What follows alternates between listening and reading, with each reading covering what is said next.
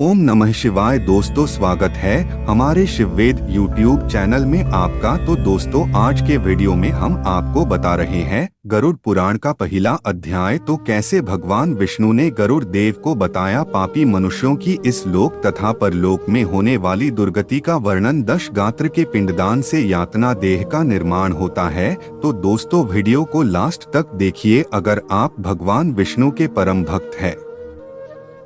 धर्म ही जिसका सुदृढ़ मूल है, वेद जिसका स्कंध तना है, पुराण रूपी शाखाओं से जो समृद्ध है, यज्ञ जिसका पुष्प है और मोक्ष जिसका फल है, से भगवान मधुसूदन रूपी पादप जैसे वृक्ष सबको आश्रय देता है, वैसे ही भगवान भी अपने चरणारविंद में आश्रय देकर सबकी रक्षा करते हैं। इसीलिए भगवान मधुसूदन को यहाँ पादप वृक्ष की उपमा दी गई है। कल्प वृक्ष की जय हो। देव क्षेत्र नैमिषारण्य में स्वर्ग लोक की प्राप्ति की कामना से शौनकादि ऋषियों ने एक बार सहस्त्र वर्ष में पूर्ण होने वाला यज्ञ प्रारंभ किया। ऋषियों ने कहा, हे सूत जी महाराज, आपने सुख देने वाले देवमार्ग का सम्यक निरूपण किया है। इस समय हम लोग भयावह यममार्ग के विषय में सुनना चाहते हैं। आप सांसारिक दुखों को और उस क्लेश के विनाशक साधन को तथा इस लोक और परलोक के क्लेशों को यथावत वर्णन कर में समर्थ है, अत उसका वर्णन कीजिए। सूत जी बोले, हे मुनियों, आप लोग सुने, मैं अत्यंत दुर्गम यममार्ग के विषय में कहता हूँ, जो पुण्यात्मा जनों के लिए सुखद और पापियों के लिए दुखद है। गरुड़ जी के पूछने पर भगवान विष्णु ने उनसे जैसा कुछ कहा था, मैं उसी प्रकार आप लोगों के संदेह की निवृत्ति के लिए कहूँगा। किसी समय वैकुंठ में सुखपूर्वक विराजमान परम गुरु श्रीहरि से विंता पुत्र गरुड़ जी ने विनय से झुककर पूछा। गरुड़ जी ने कहा, हे देव, आपने भक्ति मार्ग का अनेक प्रकार से मेरे समक्ष वर्णन किया है और भक्तों को प्राप्त होने वाली उत्तम गति के विषय में भी कहा है। अब हम भयंकर यम मार्ग के विषय में सुनना चाहते हैं। हमने सुना है कि आपकी भक्ति से विमुख प्राणी वहीं नरक में जाते हैं। भगवान का नाम सुगमता पूर्वक लिया जा सकता है। जिह्वा प्राणी के अपने वश में है तो भी लोग नरक में जाते हैं, से अधम मनुष्यों को बार बार धिक्कार है। इसलिए हे भगवान, पापियों को जो गति प्राप्त होती है तथा यम मार्ग में जैसे वे अनेक प्रकार के। श्री भगवान बोले, हे पक्षींद्र सुनो, मैं उस यम मार्ग के विषय में कहता हूँ जिस मार्ग से पापी जन नरक की यात्रा करते हैं और जो सुनने वालों के लिए भी भयावह है।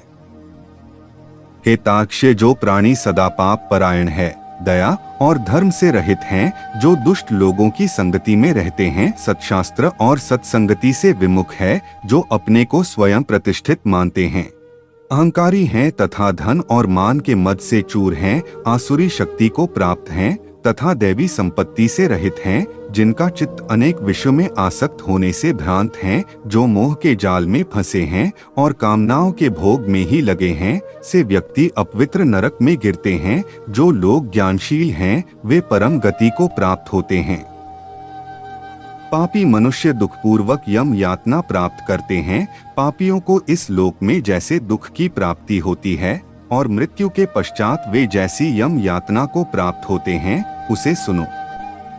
यथोपार्जित पुण्य और पाप के फलों को पूर्व में भोगकर कर्म के संबंध से उसे कोई शारीरिक रोग हो जाता है। आधि मानसिक रोग और व्याधि शारीरिक रोग से युक्त तथा जीवन धारण करने की आशा से उत्कंठित उस व्यक्ति की जानकारी के बिना ही सर्प की भांति बलवान काल उसके समीप आ पहुंचता है। उस मृत्यु की संप्राप्ति की स्थिति में भी उसे वैराग्य नहीं होता। उसने जिनका भरण पोषण किया था उन्हीं के द्वारा उसका भरण पोषण होता है। वृद्धावस्था के कारण विकृत रूप वाला और मरणाभिमुख वह व्यक्ति घर में अवमानना पूर्वक दी हुई वह रोगी हो जाता है, उसे मंदाग्नि हो जाती है और उसका आहार तथा उसकी सभी चेष्टाएं कम हो जाती हैं। प्राण वायु के बाहर निकलते समय आंखें उलट जाती हैं, नाड़ियां कफ से रुक जाती हैं, उसे खांसी और श्वास लेने में प्रयत्न करना पड़ता है तथा कंठ से घुर-घुर से शब्द निकलने लगते हैं।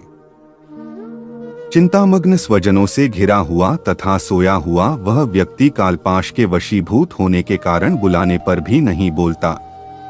इस प्रकार कुटुंब के भरण पोषण में ही निरंतर लगा रहने वाला अजितेंद्रिय व्यक्ति अंत में रोते बिलखते बंधु बांधवों के बीच उत्कट वेदना से संज्ञाशून्य होकर मर जाता है। हे गरुड़, उस अंतिम क्षण में प्राणी को व्यापक दिव्य दृष्टि प्राप्त हो जाती है, जिससे वह लोक परलोक को एकत्र देखने लगता है। अचकित होकर वह कुछ भी नहीं कहना चाहता। यमदूतों के समीप आने पर भी सभी इंद्रियां विकल हो जाती हैं। आतुरकाल में प्राण वायु के अपने स्थान से चल देने पर एक क्षण भी एक कल्प के समान प्रतीत होता है और 100 बिच्छुओं के डंक मारने जैसी पीड़ा होती है, वैसी पीड़ा का उस समय उसे अनुभव होने लगता है। वह मरणासन व्यक्ति फेन उगलने लगता है और उसका मुख लार से भर जाता है। पापीजनों के प्राणवायु अधोद्वार गुदामार्ग से निकलते हैं।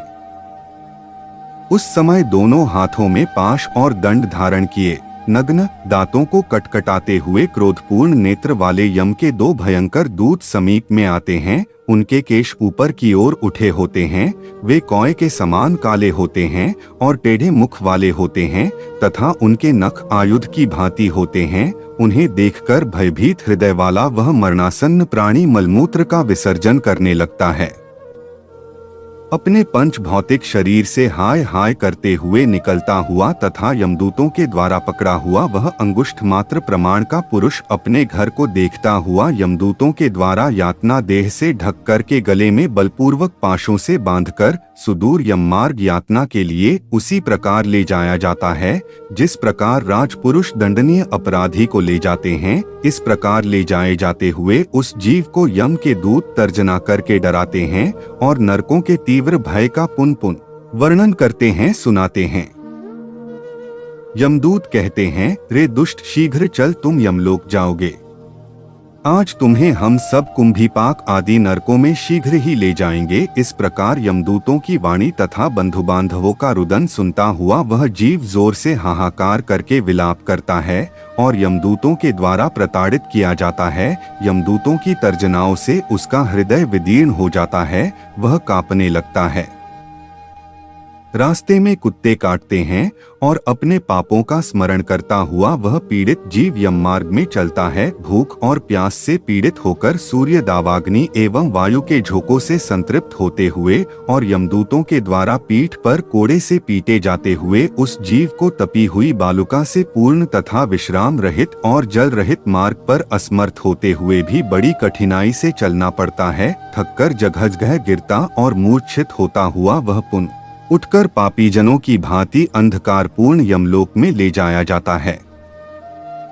2 अथवा 3 मुहूर्त में वह मनुष्य वहां पहुंचाया जाता है और यमदूत उसे घोर नरक यातनाओं को दिखाते हैं। मुहूर्त मात्र में यम को और नारकीय यातनाओं के भय को देखकर वह व्यक्ति यम की आज्ञा से आकाश मार्ग से यमदूतों के साथ पुनः इस लोक मनुष्य लोक में चला आता है। मनुष्य लोक में आकर अबादी वासना से बद्ध वह जीव देह में प्रविष्ट होने की इच्छा रखता है, किंतु यमदूतों द्वारा पकड़कर पाश में बांध दिए जाने से भूख और प्यास से अत्यंत पीड़ित होकर रोता है।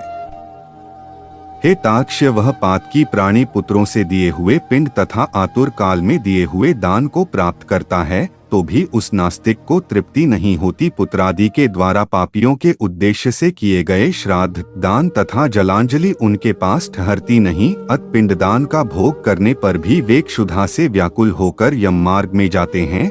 जिनका पिंडदान नहीं होता वे प्रेत रूप में होकर कल्पपर्यंत निर्जन वन में दुखी होकर भ्रमण करते रहते हैं। सैकड़ों करोड़ कल्प बीत जाने पर भी बिना भोग किए कर्म फल का नाश नहीं होता और जब तक वह पापी जीव यातनाओं का भोग नहीं कर लेता तब तक उसे मनुष्य शरीर भी प्राप्त नहीं होता है। पक्षी, इसलिए पुत्र को चाहिए कि वह 10 दिनों तक प्रतिदिन पिंडदान करे। हे पक्षी श्रेष्ठ, वे पिंड प्रतिदिन 4 भागों में विभक्त होते हैं। उनमें 2 भाग तो प्रेत के देह के पंचभूतों की पुष्टि के लिए होते हैं, तीसरा भाग यमदूतों को प्राप्त होता और चौथे भाग से उस जीव को आहार प्राप्त होता है। 9 रात दिनों में पिंड को प्राप्त करके प्रेत का शरीर बन जाता है और 10वें दिन उसमें बल की प्राप्ति होती है। हे खग, मृत व्यक्ति के देह के जल जाने पर पिंड के द्वारा पुनः 1 हाथ लंबा शरीर प्राप्त होता है जिसके द्वारा वह प्राणी यमलोक के रास्ते में शुभ और अशुभ कर्मों के फल को भोगता है। पहले दिन जो पिंड दिया जाता है उससे उसका सिर बनता है, दूसरे दिन के पिंड से ग्रीवा गर्दन और स्कंध कंधे तथा तीसरे पिंड से हृदय बनता है, चौथे पिंड से पृष्ठभाग पीठ, पांचवें से नाभि, छठे तथा सातवें पिंड से क्रमश कटी कमर और गुहियांग उत्पन्न होते हैं, आठवें पिंड से ऊरू जांघें और नवें पिंड से जानू, घुटने तथा पैर बनते हैं। इस प्रकार 9 पिंडों से देह को प्राप्त करके 10वें पिंड से उसकी क्षुधा और तृषा, भूख, प्यास ये दोनों जागृत होती हैं। इस प्रकार गरुड़ पुराण के अंतर्गत सारोद्धार में पापियों के इस लोक तथा परलोक के दुख का निरूपण नामक पहला अध्याय पूर्ण हुआ। दोस्तों, ये वीडियो आपको कैसी लगी हमें कमेंट करें। अगर ये वीडियो आपको अच्छी लगे तो हमारे चैनल को लाइक, शेयर और सब्सक्राइब करना ना भूले। ऐसे ही ज्ञानवर्धक वीडियो देखने के लिए धन्यवाद।